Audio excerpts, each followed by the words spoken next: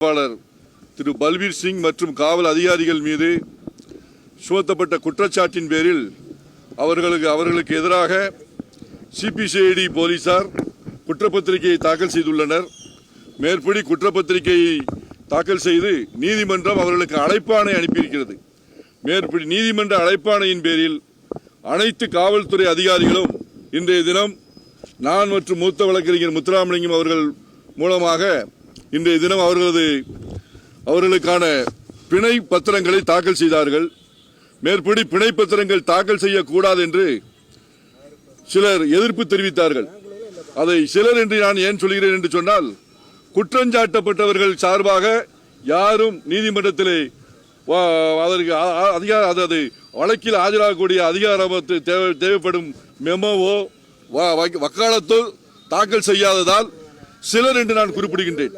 பொதுவாக பல உச்ச நீதிமன்ற உயர் நீதிமன்ற தீர்ப்புகள் மிக தெளிவாக கூறியிருக்கிறது.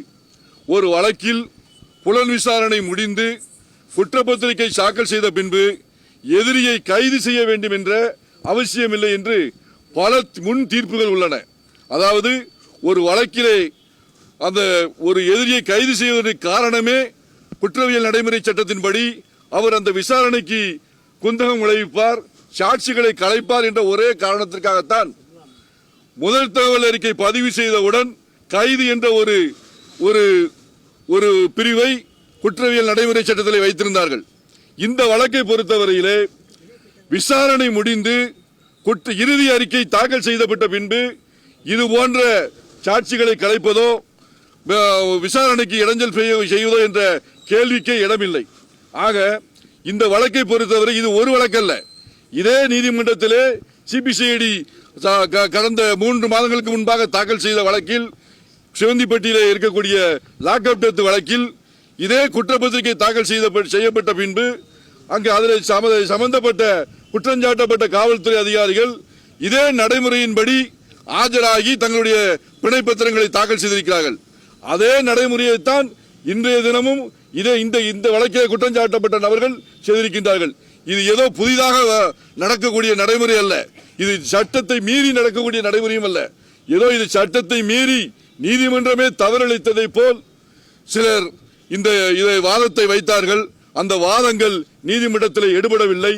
அதை நீதிமன்றம் அந்த வாதத்தை தள்ளுபடி செய்து இன்றைய தினம் குற்றஞ்சாட்டப்பட்ட காவல்துறை அதிகாரிகள் தங்களுடைய பிணை பத்திரங்களை தாக்கல் செய்திருக்கிறார்கள். இன்னும் ஒன்றையும் இந்த மீடியா வழியாக நாங்கள் சொல்லிக் கொள்கின்றோம். அதாவது குற்றஞ்சாட்டப்பட்ட நபர்கள் யாருமே சாதாரண கிரிமினல்கள் அல்ல.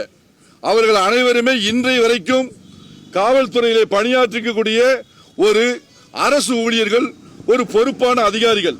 அதில் பல்பீர் சிங் அவர்களை தவிர மற்றவர்கள் அனைவரும் இன்று வரை காவல்துறை பணியில் இருக்கிறார்கள். ஆக அவர்கள் தப்பித்து விடுவார்கள், நீதிமன்ற விசாரணைக்கு ஆஜராக மாட்டார்கள் என்ற கேள்விக்குறியும் எழவில்லை.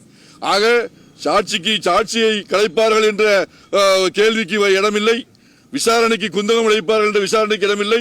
இரண்டாம் குற்றப்பத்திரிகை தாக்கல் செய்யப்பட்டது. எதிரிகள் தப்பி ஓடிவிடுவார்கள் என்ற கேள்விக்கும் இடமில்லை. ஏனென்று சொன்னால் பொறுப்பான அதிகாரிகள். ஒரு அதிகாரிகளை பொறுத்தவரையிலே, அதாவது அதிகாரிகள் மட்டுமல்ல, சட்டத்தின் முன் அனைவரும் சமம். நீதிமன்ற தீர்ப்புகளை என்ன சொல்லியிருக்காரு என்று சொன்னால், arrest is not a condition president. அதாவது ஒரு விசாரணை அதிகாரி அந்த விசாரணையை பொறுத்தவரையிலே அந்த வழக்கிலே அவரை கைது செய்ய வேண்டுமா வேண்டாமா என்பதை அந்த விசாரணை அதிகாரி தான் முடிவு செய்ய வேண்டும். நீதிமன்றம் கூட ஒருத்தரை கைது செய்ய என்று சொல்ல இடமில்லை. அந்த விசாரணை இந்த எதிரி வெளியே இருந்தால் இந்த விசாரணைக்கு அவர் இடைஞ்சல் செய்வார், சாட்சிகளை கலைப்பார் என்ற சந்தேகம் எழுந்தால் மட்டும்தான் ஒரு அதிகாரி ஒருவரை கைது செய்ய வேண்டும். அது காவல்துறை அதிகாரியாக இருந்தாலும் சரி, சாதாரண சாமானியனாக இருந்தாலும் சரி. ஆக இந்த வழக்கிலே நீதிமன்றம் சரியான முடிவை எடுத்திருக்கின்றது. அதை சிலர் தவறாக தங்களுடைய விளம்பரத்திற்காக பயன்படுத்திக் கொண்டார்களே தவிர இந்த வழக்கை பொறுத்தவரையிலே இது பொய் வழக்கு என்பதை நாங்கள் இன்னும் வருங்காலத்தில் நிரூபிப்போம். எந்த மிரட்டல்களும் இல்லை.